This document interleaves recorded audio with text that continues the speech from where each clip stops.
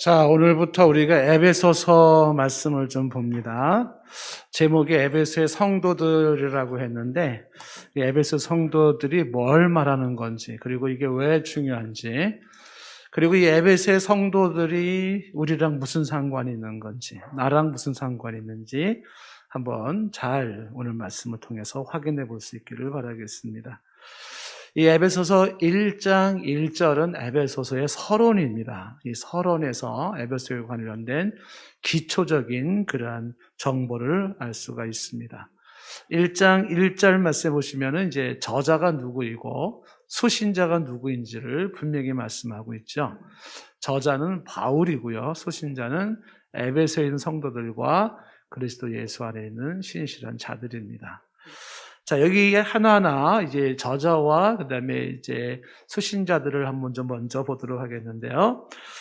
저자는 지금 1장 1절에 나온 것처럼 하나님의 뜻으로 말미암아 그리스도 예수의 사도된 바울이라고 말하고 있습니다.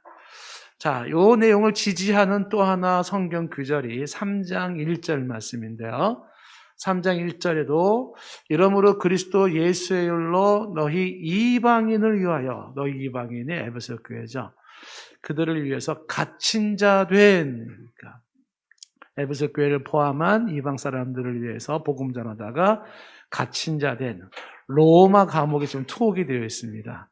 그래서 나 바울이 이렇게 말하고 있죠. 그래서 이 에베소서는 바울이라는 사람이 쓴 거구나. 바울이라는 사람이 쓴 편지가 에베소서인 것을 알 수가 있습니다. 그래서 이 에베소서라는 이 내용, 성경의 뭐뭐서 이렇게 끝나는 건 편지라는 뜻이에요. 서가 로마서, 로마에 있는 성도에게 보낸 편지, 갈라디아서, 갈라디아에 보낸 편지, 빌립보서, 그러면 이제 빌립보에 보낸 편지에서 서는 편지라는 뜻이고요. 그래서 이 에베소서는 에베소의 성도들에게 보낸 편지가 에베소서인데, 그 에베소와 그다음에 저자인 바울과의 관계는 어떤 관계겠냐? 이제 성경 공부를 하신 분들은 어렵지 않지만 공부가 안 된 분들은 조금 어려울 수도 있어요. 사도 바울이라는 사람이 전도 여행을 떠나는데 3차 전도 여행을 해요. 두 번째 전도 여행을 할 때, 2차 전도 여행을 할 때 에베소에 들립니다. 그때 브리스길라와 아굴라라고 하는 훌륭한 평신도 부부 집사를 그 에베소에 둡니다.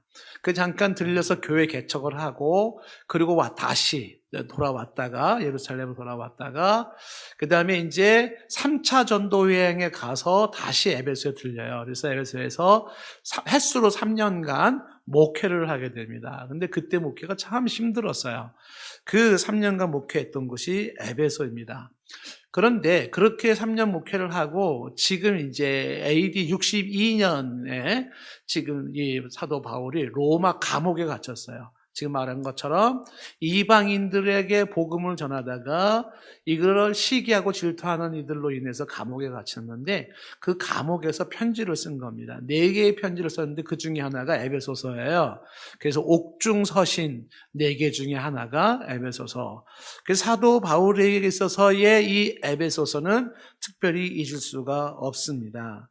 자, 그런데 사도 바울이 오늘 에베소서를 이야기하면서 자신에 대한 소개를 1절에서 뭐라고 소개를 하냐면 이렇게 소개하는 겁니다.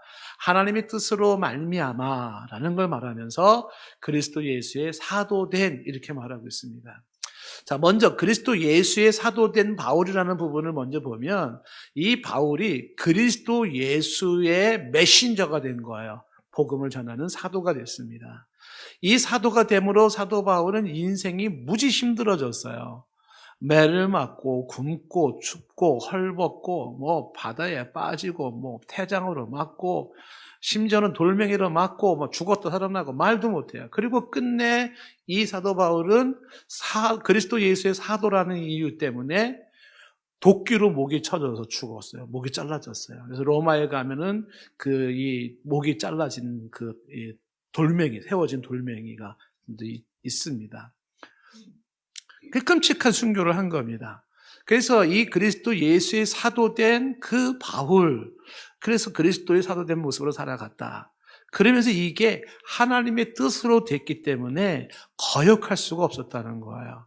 그래서 하나님의 부르심 앞에 하나님의 주권적 역사로 그렇게 사도로서의 삶을 살았다는 거죠. 굉장히 인생의 험한 인생을 살았지만 그렇다고 사도 바울이 예수의 사도 된 것을 후회하지는 않아요. 그것 때문에 억울해하지는 않습니다. 왜 그러냐면 육체로 힘들고 삶은 힘들지만 그것과 비교할 수 없는 영원한 생명을 발견했기 때문에, 그런 것과 비교할 수 없는 하나님의 자녀가 되고 천국을 소유할 수 있었기 때문에 그런 모든 것을 감당을 합니다. 자, 자기 자신에 대한 소개를 하면서 자신은 이렇게 힘든 인생도 마다하지 않고 살았던 그리스도의 사도다. 이것은 하나님의 뜻으로 된 것이다. 하나님께서 뜻 가운데 나를 그렇게 부르시고 그렇게 내가 되어졌다라고 말을 하는 겁니다. 그래서 이 하나님의 뜻, 나로 하여금 사도로 살아가는 그 힘들고 어려운 삶을 살아가는 것을 사도 바울은 그걸 원망이 아니라, 하나님 왜 나를 부르셔가지고 왜 나를 이렇게 고생시키고 왜 나에게 이런 뜻을 두셔가지고, 이런 것이 아니라 힘들지만 그래도 내게 생명을 주시고 나에게 이렇게 영원한 인류의 생명의 복음을 전할 수 있음을 감사하면서 살았던 사도 바울입니다. 하나님의 뜻과 그 뜻에 의해서 사도된 바울, 이렇게 이야기를 하는 것입니다. 목사님들의 모임이 이제 그 단톡이 하나 있는데, 그 단톡에 어느 사모님이 좀 장황하게 좀 글을 좀 올렸어요. 그 남편 목사님은 연세대학교 교수였는데 교수직을 그만두고 신학을 공부한 겁니다. 그때 이제 사모님이 이 남편을 말려야 되나 말아야 되나 이제 그러다가, 하나님께서 뜻이 있어서 부르신다면 굳이 막는 것도 옳지 않다 해서 허용을 한 거예요. 그래서 이 남편이 신학을 공부하고 목사님이 됐습니다. 목사님이 돼가지고요, 개척교회를 시작을 한 겁니다. 그래서 그 개척교회를 이제 해보신 분들만이 알 수 있지만은 엄청 힘든 게 개척교회예요. 수요일 날 같은 경우에는 성도가 사모님 혼자여서 사모님을 혼자 두고 목사님 설교할 때가 그럴 때도 참 많았다 그러더라고요. 저도 개척할 때 집사람이, 성도가 사모가 혼자 앉아 있어서 설교한 적이 있어요. 황당한 건 이제 애가 앵하고 울면은 가요, 애한테 이렇게 막. 그러면 갑자기 성도가 없어져요. 그래서 순간적으로 설교를 계속 해야 되나 말아야 되나 막 고민에 빠졌는데, 빨리 나와야 되는데 또 빨리 안 나와요. 그러니까 한참 기다려야 되는 이런 경험이 있었지만은, 그 사모님이 이제 그런 거예요. 근데 이 사모님이 개척교회 때 한 생명 한 생명 엄청 귀하죠. 아기부터 어르신들까지 그 굉장히 사랑을 많이 했는데 젊은 나이에 돌아가신 거예요. 돌아가신 지 4년이 됐습니다. 그래서 이 사모님이, 그 목사님이 그렇게 좋은 일 다 놔두고 공부도 그렇게 많이 하신 분이 그냥 그렇게 개척교회로 고생하시다가 돌아갔어요. 그 목사님을 제가 만난 적이 있기 때문에 제가 그 목사님을 기억을 합니다. 아주 신실하신 분인데, 근데 이분이, 그 사모님이 그 개척교회를 이어서 한 거예요. 남편이 하는 개척교회를. 근데 신학을 공부한 것도 아니고 그러면서 이제 개척교회를 하니까 그것도 쉽지 않죠. 그래서 이 사모님이 신대원 신학대학원을 들어갔어요. 신대원 들어가서 MDiv 과정이라고 하는 목사 훈련 과정 3년을 마치고, 그리고 이제 이번에 목사 안수를 받는다는 거예요. 원래 남편이 살아있을 때나 본인이나 여성 안수를 본인들은 원치는 않았었는데, 우리 교단도 여성 목사 안수는 주지는 않거든요. 그런데 이제 그거 고민을 하다가 이제 안수를 받아야 되겠다라고 해서 이제 안수를 받는다는 겁니다. 근데 이분의 얘기가, 남편이 교수직을 내려놓고 신학을 공부한다라고 했을 때, 그리고 개척 교회를 할 때, 그리고 돌아가신 이후에 본인이 그 교회를 개척하면서 이어가면서, 그리고 신학을 공부하고 또 목사 안수를 받을 때, 이 모든 과정 속에서 하나님의 부르심, 그 하나님의 부르심 앞에 순종하는 게 옳다고 생각을 했다는 거죠. 그런 부르심에 대한 내적 외적 확신이 이제 있었기 때문에 이제 부르심에 대한 마음을 가지고 나갔다는 거예요. 그러니까 하나님의 부르심이 있어. 여러 가지 어렵고 힘든 상황이 있지만 그 부르심에 순종하며 나갔다는 거예요. 사도 바울이 이 부르심 앞에 어떻게 해요? 감옥에 갔고 그 감옥 안에서 지금 성도들을 위해서 편지를 쓰고 있는 겁니다.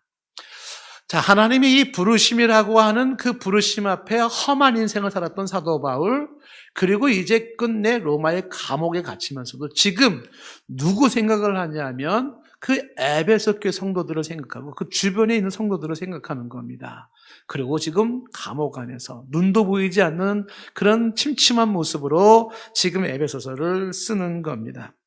자, 왜 사도 바울은 그렇게 감옥 안에서 그 어렵고 힘들었던 에베소 교회 성도들에게 오늘 에베소 편지를 쓸까요? 자, 이게 이제 중요한 거죠. 왜 이런 편지를 쓰는가?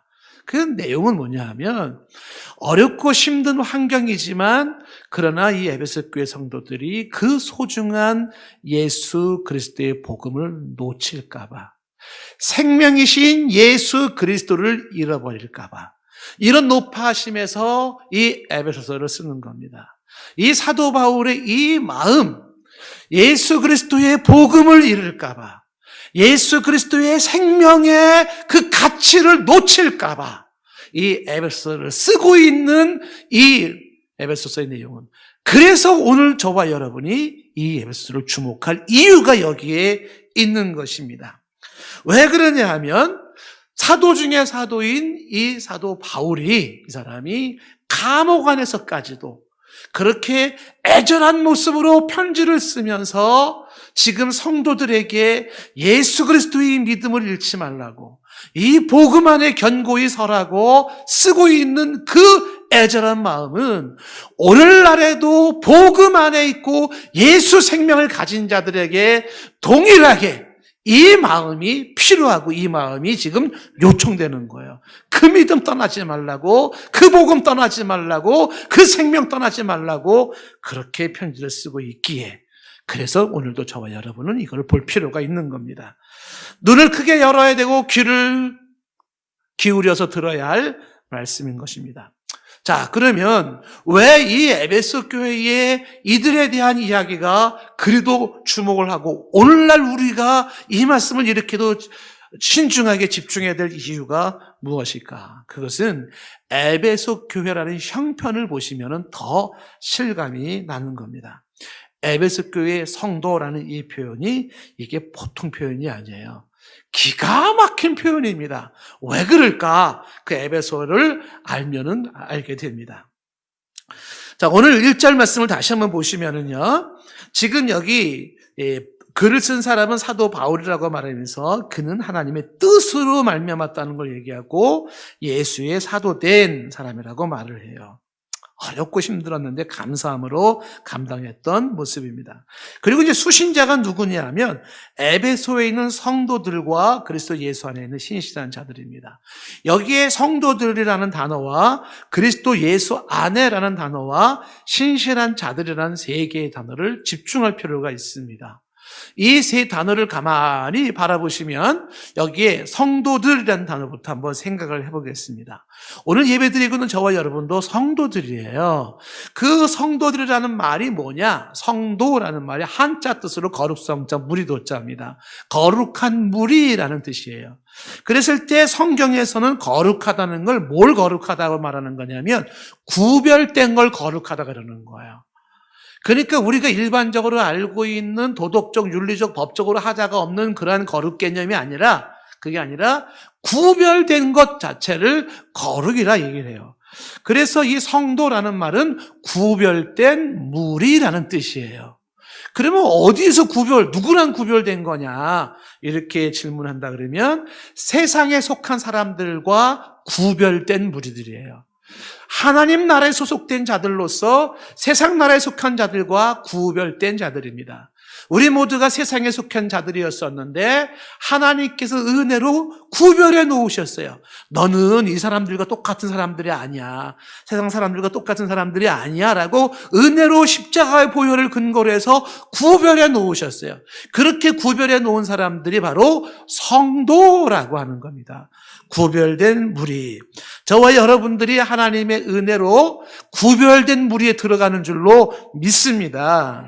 그러면 이 이 구별된 무리, 즉 에베소 성도라는 것이 왜 이렇게 대단하냐라는 건 뒤에서 제가 에베소로 설명하면 와, 진짜 에베소의 성도는 대단한 거구나라는 걸 알 수가 있어요. 그래서 그 에베소는 좀 이따 설명을 하는데, 에베소에서 구별된 이 성도들, 우리랑 연결시킨다면은 오늘날 대한민국에서, 서울에서, 광명에서, 안양에서, 혹은 이 시대에서 구별된, 하나님이 구별해 놓은 성도들, 저와 여러분들로 인식하시면 돼요. 이 구별된 무리를 그들에게 편지를 쓰는데, 그 다음에 이제 보는 것이 이 에베소에 있는 성도들에게만 이 에베소를 쓴 게 아니라는 거죠. 자, 계속 보시면은 그 1장 1절에서 보시면은요, 에베소에 있는 성도들과 그 다음에 또 누구를 위해서 편지를 썼냐면 그리스도 예수 안에 있는 신실한 자들입니다. 그리스도 예수 안에라는 이 표현을 주목을 해야 돼요. 한번 따라해 봅시다. 그리스도 예수 안에. 이 그리스도 예수 안에라는 이 표현이 너무 중요한 표현이에요. 그래서 에베소서에는요, 이 그리스도 예수 안에라는 말이 계속 나옵니다. 여러분이 1장만 보더라도 절절히 나오는 게 뭐냐면 그리스도 예수 안에예요. 왜 이거를 강조하냐면 여러분들 제가 안에 있는 것과 밖에 있는 것의 차이를 한번 예전에 설명한 바가 있습니다. 자, 한번 보세요.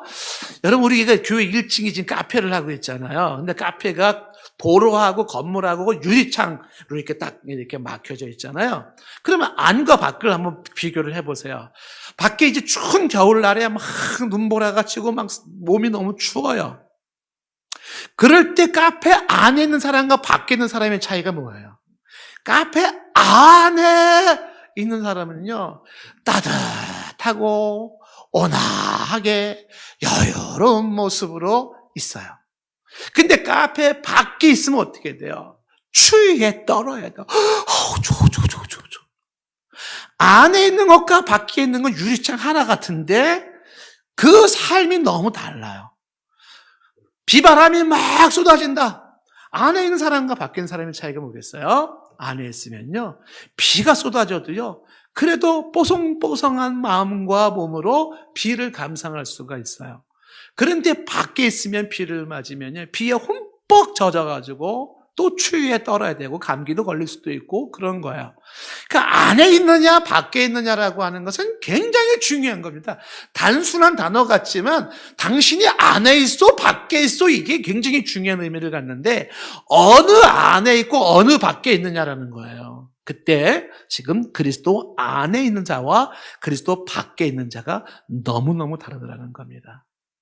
그리스도 안에는 뭐가 있습니까? 그리스도 안에, 거기에는 죄사함이 있고, 그 안에는 생명이 약동하고 있고, 그리스도 안에는 평화가 있어요. 그리스도 안에는 천국이 있습니다. 그리스도 안에. 근데 그리스도 밖에는 정반대예요. 거기는 정죄함이 있습니다. 죄에 대한 심판이 있어요. 죽음이 있습니다. 거기에는 분열과 전쟁과 고통이 있고 아픔이 있는 것 아닙니까? 그리고 그 그리스도 밖에는 궁극적으로 지옥이 있는 거예요. 왜 그리스도 안에를 강조하는지 아시겠죠? 그리스도 안에 들어온다는 것은 특별한 은혜를 입은 것입니다. 에베소라고 하는 지역에서 성도로 구별된 것도 놀라운데 또 같은 맥락에서 이 성도를 다른 말로 지금 그리스도 안에 거한 신실한 자들을 말을 하는 겁니다. 이 신실한 자들이라는 것은 어떤 자들을 말하는 거냐면 그리스도에 대한 신뢰와 충성을 겸비한 성도를 말하는 거야. 그래서 이거를 다른 말로 굳이 풀어가지고 한마디로 말하는 게 행동하는 신앙인이라는 표현을 쓰기도 하는데 행동하는 신앙인, 살아있는 신앙이에요. 그리스도에 대한 신뢰와 충성이 살아있는 그 사람들을 바로 신실한 자들이라 얘기를 하는 겁니다. 자, 그러면 지금 이 에베소서를 감옥의 사도 바울이 쓸 때에 이 사도 바울은 누구를 생각하고 있냐면 첫째 에베소에 있는 그 에베소의 교회의 성도들, 그리고 그 주변에 그리스도 안에 있는 신실한 자들에게 편지를 써요. 에베소 교회만을 위한 편지가 아니라 그리스도 안에 있는 자들에게도 편지를 쓰고 있어요. 그래서 이 편지를 써서 사람마다 돌아가면서 읽어요. 오늘은 이 교회에서 읽고 오늘은 저 교회에서 읽고 이 사람이 읽고. 왜? 그리스도 안에 있는 자들을 위한 편지이기 때문에 돌아가면서 읽는 거예요. 그렇게 돌아가면서 읽는 편지를 회람 편지라 그러는 거예요. 회람 서신. 지난주 금요일에 손선영 목사님 설교 중에 회람 서신이라는 말이 단어가 탁 튀어나왔는데 아마 기억하시는 분이 몇 명이나 계실지 모르겠어요.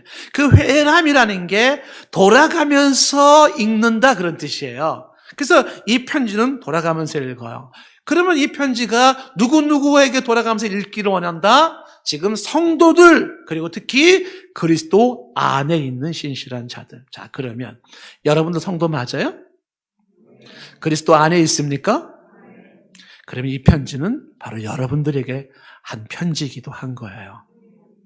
왜냐하면 하나님께서 특히 이 사도 바울을 통해서 성도라 일컬어지는 자들과 그리스도 안에 있는 자들에게 꼭 해야 할 말이 있기에, 영원한 진리의 말씀이 있기에 이 글을 쓰게 했고, 이 글이 지금까지 우리 손에 유지되게 하신 거예요.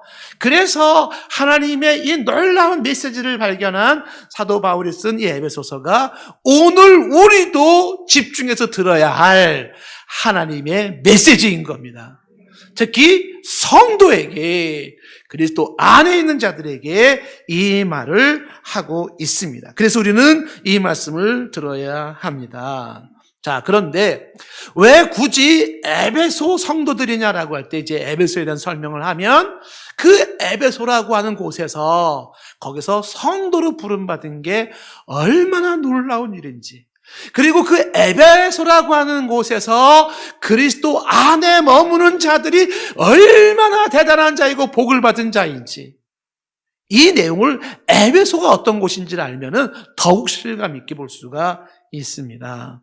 자, 지금부터 에베소를 한번 좀 소개를 합니다. 에베소는 장소의 장소.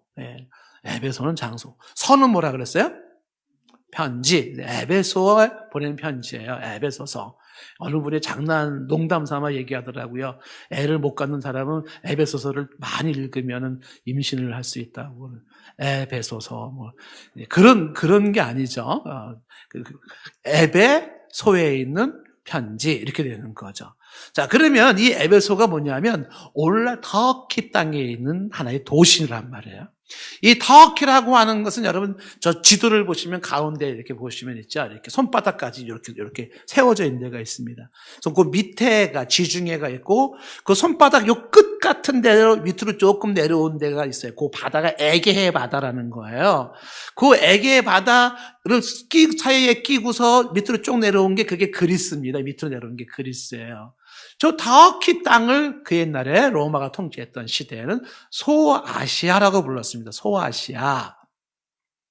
근데 소아시아라고 부르는 저 터키 땅에서 지금 이렇게 지도를 보게 되면은 왼쪽 편, 그러니까 서쪽이 되겠죠. 그 아래에 있는 그 도시가 에베소라는 도시예요. 제가 그 에베소를 가봤기 때문에 좀 도시가 좀 눈에 선합니다. 어떤지.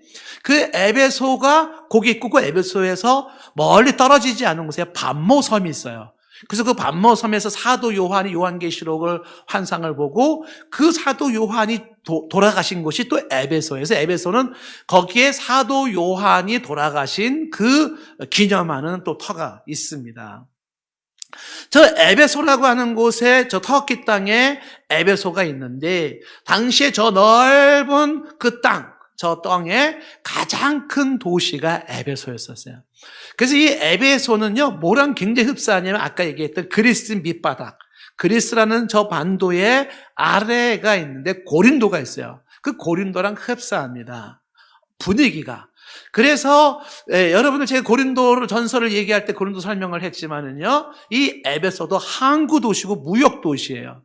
세계 사람들이 그곳에 몰려 들어와서 무역을 하는데 자유무역이 허용되어 있어서 많은 사람들이 몰려들고, 그리고 가장 번화한 돈이 많은 그런 곳이 에베소였습니다. 고린도처럼.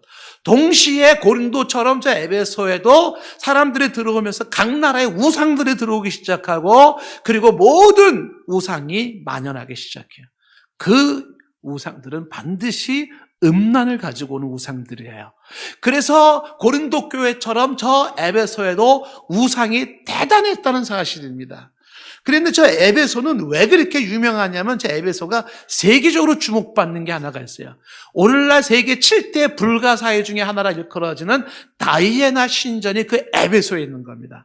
이 다이애나 신전이 성경에 나오는 거예요. 이따가 한번 제가 설명을 하겠지만, 그곳에서 지금 세워진 교회라고 하는 것입니다. 자, 그러면 이 에베소라고 하는 곳에 교회가 세워졌다? 에베소에서 성도가 생겨났다? 에베소에서 그리스도 안에 거하는 자가 생겼다? 이게 얼마나 놀라운 일인지 조금 더 들어가서 에베소 상황을 좀 보도록 하겠습니다. 이 에베소 상황에 좀 실감나게 설명해 놓은 게 사도행전 19장입니다. 사도행전 19장에 보시면 사도 바울이 그 에베소 활동이 아주 자세하게 기록되어 있습니다. 19장 23절에 보시면 이때가 3차 전도 여행 때의 모습이에요. 19장 23절에 보면 그때쯤 되어라고 하는데, 이 그때쯤에 앞에 문장을 보면 어떤 때냐면, 마술사가 예수 믿고 회개했어요. 그리고 마술사가 크리스천이 되어지고 그 수많은 마술사의 책을 불태우는 사건이 있었습니다. 사람들을 현혹했던 그 마술사의 회심 사건이 있던 그때에 이 도로 말미암아라고는, 이 도가 뭐냐면 예수 그리스도의 십자가의 도예요. 그 십자가의 도가 어디에 들어왔냐 하면 이 에베소에 들어온 거예요. 이 에베소에 예수의 십자가의 복음이 들어올 때 이 동네의 분위기, 도시의 분위기와 예수의 십자가 사건은 충돌할 수밖에 없었어요. 그만큼 그리스도의 십자가의 이 도는 받아들일 수 없을 만큼 힘든 상태가 에베소라는 지역이었었어요. 그래서 이 마술사가 지금 회심을 하고, 그리고 십자가의 도를 사도 바울이 전할 때에 그 도시에는 소동이 일어나는데, 적지 않은 소동은 큰 소동이 시내에서 일어나기 시작을 한 겁니다. 자, 어떤 소동이었는지 한번 볼게요. 24절에 데메드로라는 사람이 있어요. 이 사람이 소동의 주도자예요. 이 데메드리오라고 하는 사람은 직업이 뭐냐면 은장색인데, 은장색 업의 조합장이라고 보여지는데, 이 은장색이라는 것이 뭐냐면 금이나 은 같은 거를 세공을 해가지고 하나의 형상이나 모양을 만들어내는 세공업자예요. 세공업자. 은을 녹여가지고, 금을 녹여가지고 어느 형상을 만드는 거예요. 그런데 이 데메드리오라는 사람이 그러면 금이나 은 같은 걸 녹여가지고 뭘 만들었냐면 아데미 신상 모형을 만들어요. 아데미 신상 모형. 근데 이게 얼마나 대히트를 치는지 직공들이, 이거를 만든 사람들이, 종업원들, 일꾼들이 동네 도시에 가득한 거예요. 전 세계 사람들이 에베소 들리면 뭐 사가요? 아데미 신상을 사가지고 가는 거예요. 그러니까 이거를 계속 만들어내는 겁니다. 그 직공들이 적지 아니한 벌이를 하고 있었던 것입니다. 자, 이 아데미 신상이 뭐냐? 사진 한번 보여줘 보세요. 자, 여기 지금 아데미 신상, 아데미 여신이라고 하는 겁니다. 아데미 여신. 그 여러분 보시면은요, 좀 이렇게 사람의 모양을 만들어는 좀 이상하죠. 저 가슴에 막 너덜너덜이라는 표현 쓰면 안 되는데, 그냥 없었던 걸로 하고요. 저게 다 유방이에요. 그 유방이 지금 몇 개가 달려있냐면 24개가 달려있어요. 그래서 저 여신은 아기를 많이 낳게 하는 다신이고 땅의 신입니다. 그리고 그 머리에는 바벨론을 상징하는 성이 있고, 그리고 이제 그 밑에는 사자 모양, 호랑이 모양, 그런 사슴 모양으로 사냥꾼 미무롯을 상징하는 모양을 만들어 놨습니다. 이 아데미 상이, 아데미, 한번 따라해보세요. 아데미. 이 아데미라는 말은 한국 표기를 한 거예요. 저 아데미를 아랍 언어로는 라트, 이집트 언어로는 이시스, 그리고 그리스 말, 신약 성경에 쓰인 그리스 말로는 아르테미스예요. 그 아르테미스를 한국 표기가 아뎀이고, 이거를 로마식 표기로 했을 때는 이게 디아나, 이거를 영어식으로 표현할 때는 다이애나예요. 다이애나 이름 가진 사람들 많죠? 그게 지금 성경에 말한 바로 이 아데미예요. 아데미. 그리스 말로는 아르테미스. 이렇게. 그 다이애나 신상이에요. 저게 똑같은 말을 각 나라 말로 다른 말하는 거죠. 그 여신을 만들었는데 저 여신을 두고 있는 거대한 신전이 바로 아데미 신전, 다이애나 신전인데 그게 바로 7대 불가사의들. 좀 이따 한번 보여드리도록 하고요. 근데 이 아데미 신이라고 하는 이 신이 있는 게 그게 에베소에 있는 거예요. 에베소에. 그 에베소에 저 아데미 여신을 축하하는 축제가 매해마다 매 5월마다 열리는데 그 축제의 모습을 보시면은 얼마나 저게 상황이 어떤 건지 감이 올 수가 있습니다. 축제가 열리면 24명의 사제들이 흰 옷을 입고 앞에서 나아가고요. 행진을 하고 뒤에서 남자의 고환을 저 아데미 여신에게 바친 남자 사제들이 여신의 여사제들의 호위병으로 따라가기 시작해요. 그렇게 행렬을 해서 그 에베소 시청을 지나가서 항구 부대에 이르면은 소를 잡아서 제사를 지낼 때 24마리의 황소의 그 고환을 잘라내가지고 목걸이를 만들어서 아데미 여신에게 걸어줘요.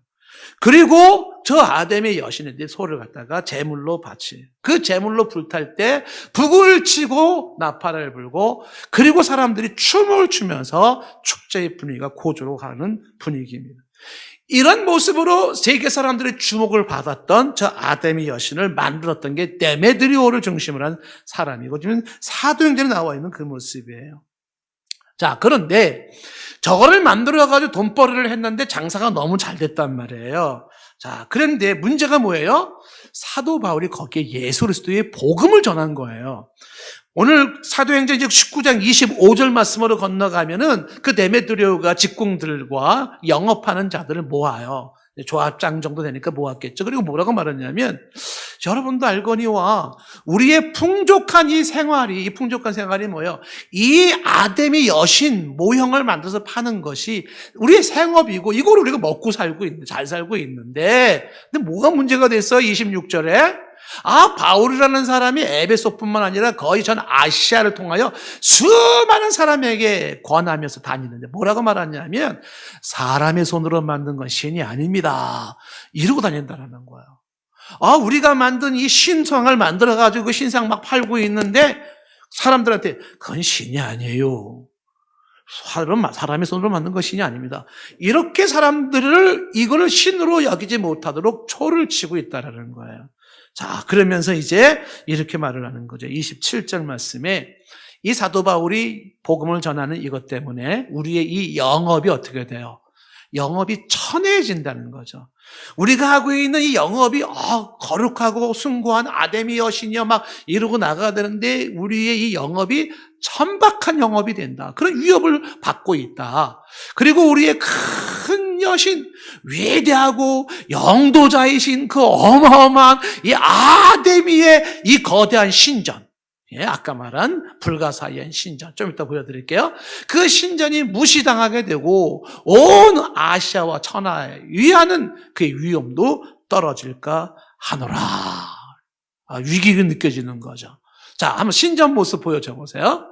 그 아데미 신전, 다이애나 신전이라고 하는 것이 지금은 기둥 일부만 남아 있어요. 근데 그거를 이제 역사 고고학을 중심으로 복원한 그림을 저렇게 그렸는데 저게 세워졌다는 거예요. 근데 저게 왜 불가사의하다라고 말하냐면 저게 길이가 120m 혹은 130m예요. 여러분 학교에서 달리기 100m 달리기 한 적 기억나시죠? 상상을 해보세요. 길이가 120m, 130m가 되고 폭이 60m예요. 폭이 60m. 그리고 저 기둥 하나하나가 높이가 20m입니다. 우리 교회 6층 빌딩보다 더 높겠죠? 20m면. 그렇죠? 그 20m 되는데 저 기둥 하나하나가 저 원주가 127개의 원주로 금으로 쌓여져 있습니다. 그래서 금으로 쌓여져 있는 저것이 지금 주전 550년경에 주조되어서 내려왔던 거예요. 알렉산더 대왕이 태어날 때 저것이 불타 없어졌다가 다시 복원되어졌다라고 하는데 저거를 불가사의로 어떻게 저런 걸 세울 수 있었을까라고 하는 거예요. 저 터가 지금도 남아있다는 겁니다. 저거를 다이애나 신전이라고도 하고 아까 말한 것처럼 저거를 아데미 신전이라고 하는데 저 안에 아데미 여신이 있는 거예요. 그런데 그 여신의 모형을 가지고 판매를 했는데 지금 바울이 복음을 전하면서 지금 이 아데미 신전도 무시를 당하게 되었다. 우리의 그 위대한 그 아데미 여신도 지금 이렇게 사람들 앞에서 추락하고 있다. 위험에 추락하고 있다. 데모데리오라는 사람들을 지금 선동하기 시작을 하는 겁니다. 그 선동이 뭐냐 하면 종교를 빙자한 자신의 돈벌이를 확보하려고 하는 것이었어요.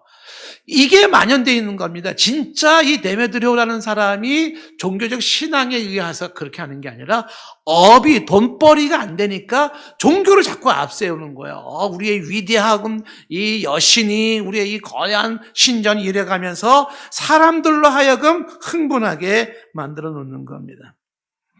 모두가 다라고 말할 수 없겠지만 정치를 돈벌이 수단으로 생각하는 정치인들을 생각해 보세요.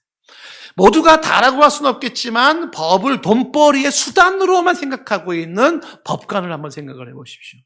모두가 다라고 말할 수는 없겠지만 사회복지를 돈벌이 수단으로 생각하는 복지사를 한번 생각해 보세요. 모두가 다라고 말할 수는 없겠지만은 종교를 돈벌이로 이용하고 있는 종교인들을 생각해 보세요. 이게 만연되어 있던 곳, 그것이 바로 에베소의 한 모습이에요. 그러면서 사람들은 이제 자신의 이권 문제까지 결부되어 있으니까 명분은 있어요. 내가 돈 때문에 라고 이거 가지고 싸우면 명분은 안 써요. 그런데 우리의 신앙 문제 이거 가지고 나오면은요, 명분이 쓰는 거죠. 이거를 선동했던 데메드리오예요.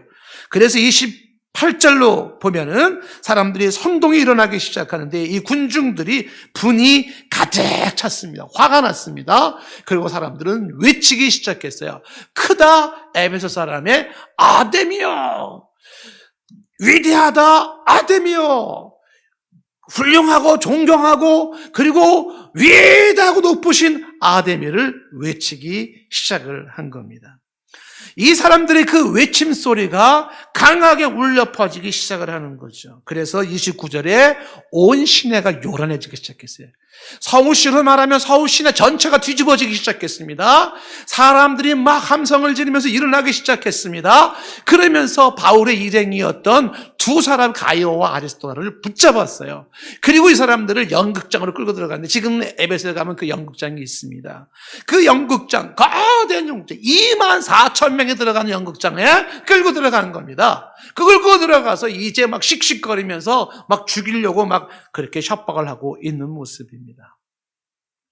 재미난 현상은요, 사람들이 막 씩씩씩씩 거리면서 막 위대한 아데미 막 외치고 바울 일행을 잡아서 이제 막 죽이자라고 할 때 사람들이 막 몰려들었는데 그 사람들이 서로 얼굴을 보면서 야, 너 왜 이렇게 화나니? 너 왜 이렇게 씩씩거리니? 그러니까 모인 사람들 대부분이 왜 그런지 이유를 모른다는 거예요. 32절 말씀에 이렇게 말하고 있어요. 19장 32절을 건너뛰어 보면 사람들이 외쳐, 어떤 사람은 이런 말을, 어떤 사람은 저런 말을 하니 모인 무리가 분란하여 태반이나 어찌하여 모였는지 알지 못하더라. 태반이나 왜 모였는지 모르고 그냥 군중 심리에 소리를 지른 겁니다. 군중 심리에 마치 예수님의 가장 혜택을 많이 보았던 군중들이 예수를 십자가에 못 박으러 외치는 것과 같아요. 주 예수님한테 가장 혜택을 많이 받아 치료받고 고침받고 배고픔을 해결받았던 사람들이 군중 심리에 넣어서 그냥 앞뒤 보지 않고 외치는 거야. 십자가에 못 박으소서, 십자가에 못 박으소서 했던 것과 비슷한 모습이 일어난 겁니다. 이 모습에 사도 바울이 당시에 지쳐나가는 거죠. 나가서 내가 어떻게 해야겠다. 그랬더니 동료가 말렸습니다. 지금은 나갈 상황이 아니다 라고 말렸어요. 그때 공무원 중에 한 사람이, 사도 바울의 친구이기도 한 공무원 한 사람이 나가가지고요, 서기관이 아주 논리정연하게 그 군중들을 잠재웠습니다. 우리가 이렇게 흥분하면서 집회를 하면 로마 정부로부터 불법 집회에 대한 이 시위에 대한 책임을 묻게 되고 주동적 책임을 받는다.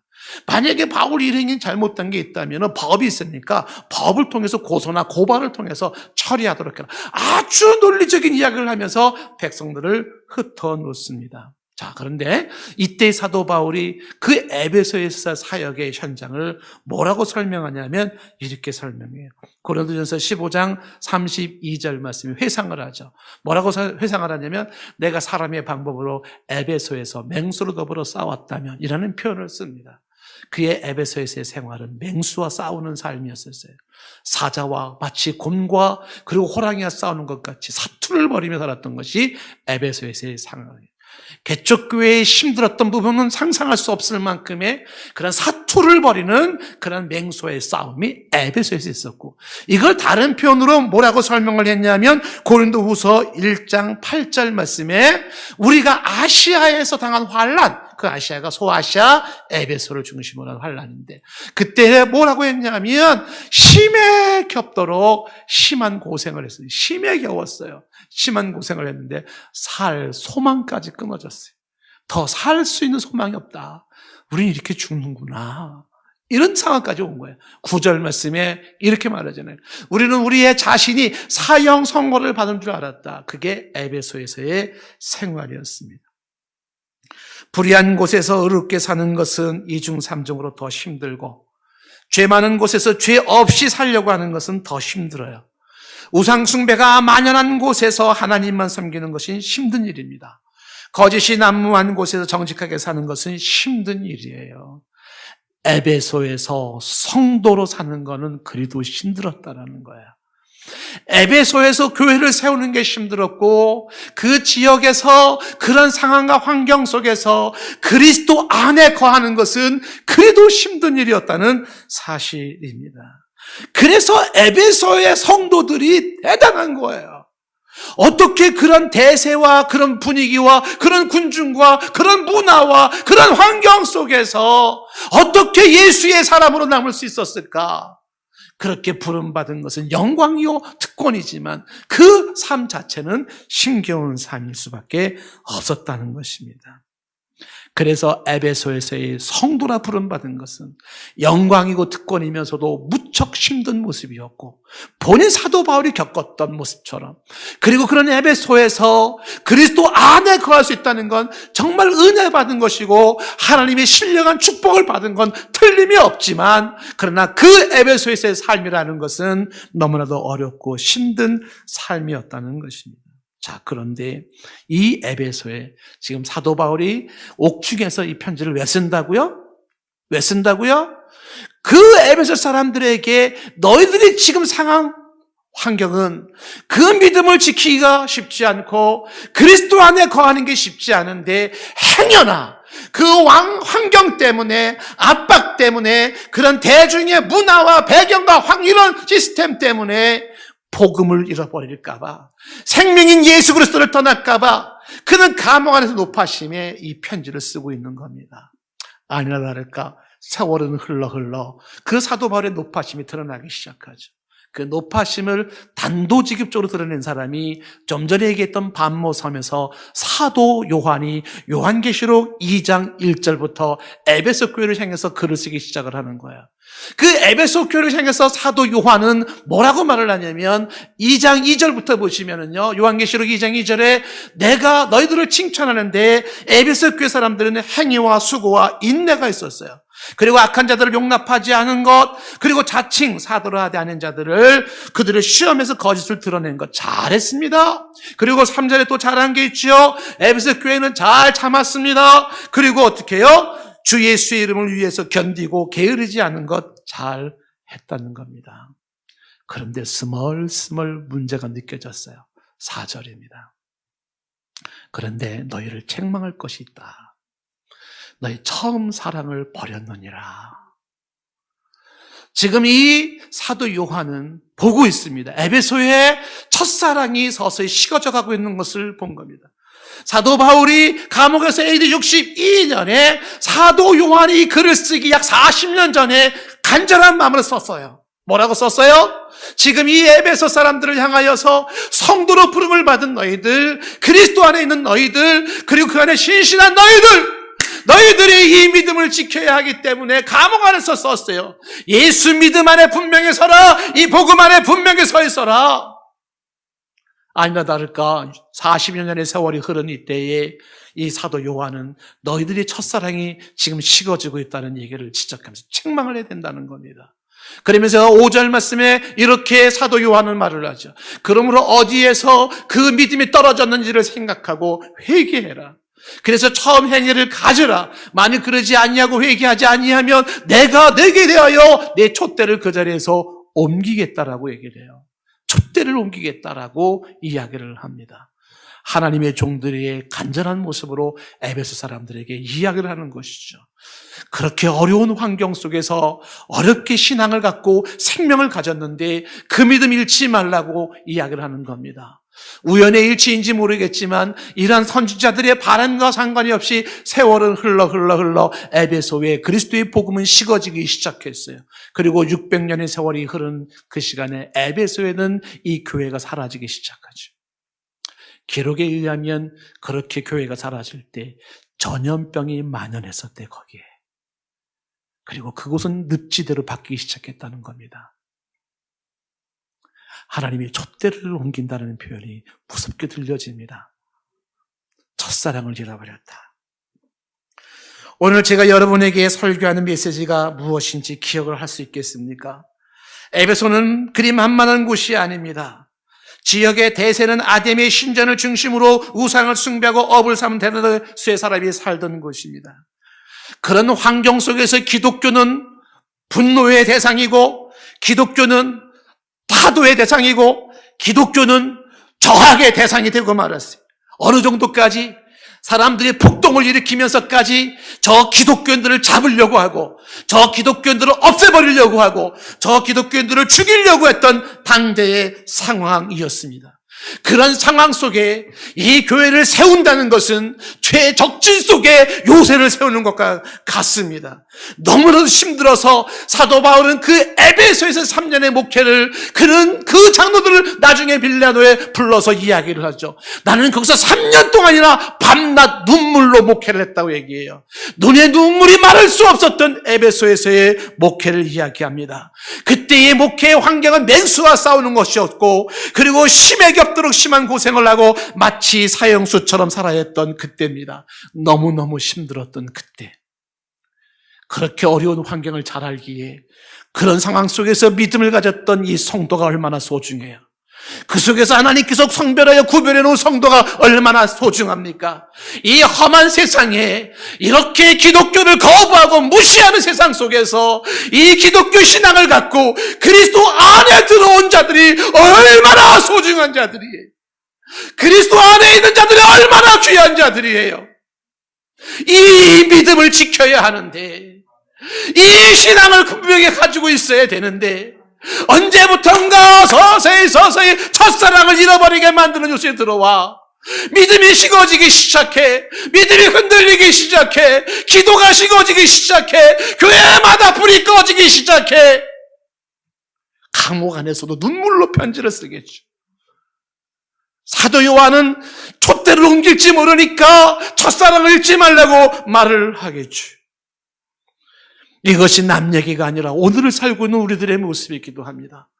하나님은 지금도 저와 여러분들에게 에베소와 같은 상황과 환경 속에서 하나님의 사람으로 부름받은 성도 여러분들이기 때문에 오늘도 간절한 모습으로 이 그리스도 안에 거하고 이 믿음 안에 거하기를 원하시는 것입니다. 이것이 흔들어지고 이 믿음이 떠나지 않도록, 첫사랑을 잃지 않도록 오늘도 말씀을 통해서 말씀하시는 성령의 음성을 들을 수 있기를 바랍니다. 귀 있는 자들은 성령이 교회에 가는 말씀을 들어야 할지라고 말씀했던 것처럼 에베소 교회를 향해서도 말씀했었지 않습니까?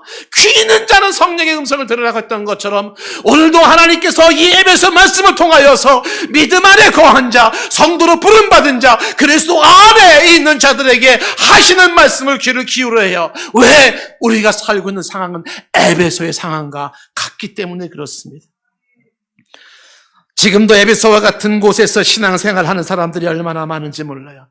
이슬람권도 마찬가지고, 힌두권에서 예배드리고 신앙생활하는 사람도 마찬가지고, 저 공산권에서 예배드리는 사람도 마찬가지예요. 그런 사람들은 마치 에베소에서 신앙생활하는 사람과 같습니다. 우리가 그런 이슬람이나 공산권의 힌두권은 아니라 할지라도 반기독교 정서가 강한 곳에서 신앙생활하는 사람들이 많습니다.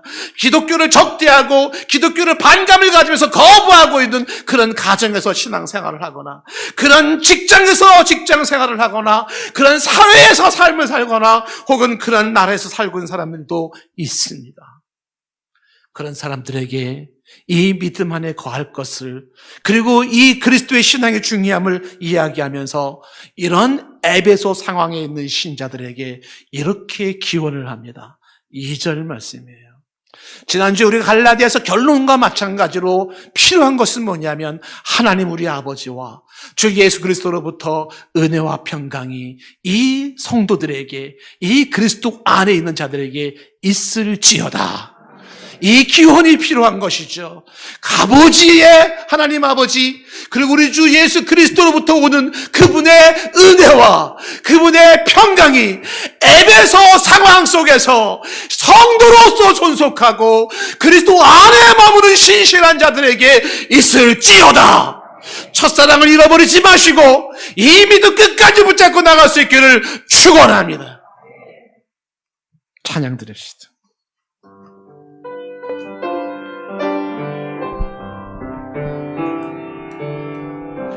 비바람이 앞길을 막아도 나는 가리, 주의 길을 가리. 눈보라가 발길 가려도 나는 가리, 주의 길을 가리. 이 길은 영광의 길, 이 길은 승리의 길, 나를 구원하신 주님이 십자가 지고 가신 길, 나는 가리라. 주의 길을 가리라. 주님 발자취 따라 나는 가리라. 나는 가리라. 주의 길을 가리라. 주님 발자취 따라 나는 가리라. 험한 파도 앞길 막아도 나는 가리, 주의 길을 가리. 모진 바람 앞길을 가려도 나는 가리, 주의 길을 가리. 이 길은 고난의 길, 이 길은 생명의 길, 나를 구원하신 주님이 십자가 지고 가신 길, 나는 가리라. 주의 길을 가리라. 주님 발 발자 쥐 따라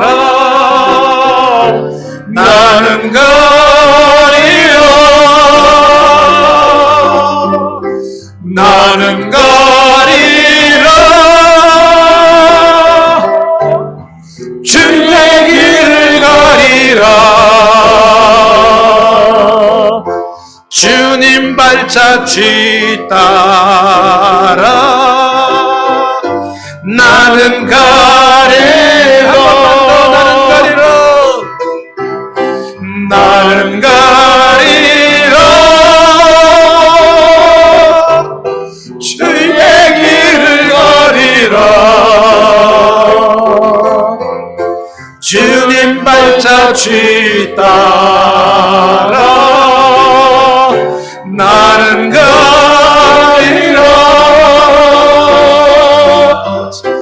나는 가리라. 주의 길을 가리라. 주님 발자 쥐 따라 나는 가리라.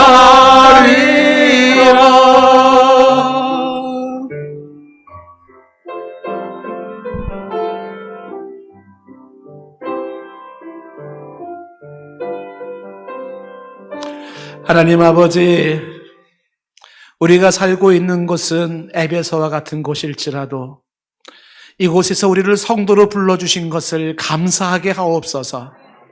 그리스도 안에 있음을 기쁘게 여기며 영광 가운데 찬송하게 하옵소서. 성도의 삶의 가치와 그리스도 안에 있는 그 가치와 소중함에 눈이 열리게 하옵소서. 환경적으로 상황적으로 우리를 누르고 억압한다 할지라도 첫사랑을 잃지 않게 하옵소서. 이 은혜가 우리 자손 대대로 잘 이어지게 하옵소서. 예수님의 이름으로 기도드리옵나이다. 아멘.